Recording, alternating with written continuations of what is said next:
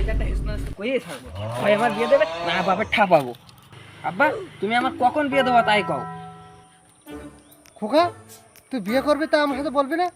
তোর তো আমি বিয়ে দেওয়ার জন্য প্রস্তুত রেডি রয়েছি, তুই শুধু আমার সাথে একবার বলবি। আব্বা যে আজকে ভালো লাইনে আছে, তাহলে ওই কথাটা কই। আব্বা আমার তো একটা মেয়ে পছন্দ আছে।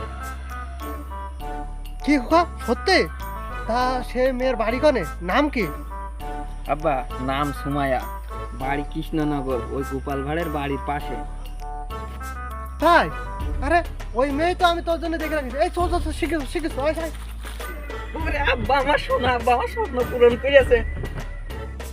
এই খোকা, এই ওঠ, এই ঘুম খেলতে এরকম করছে না, ওঠ।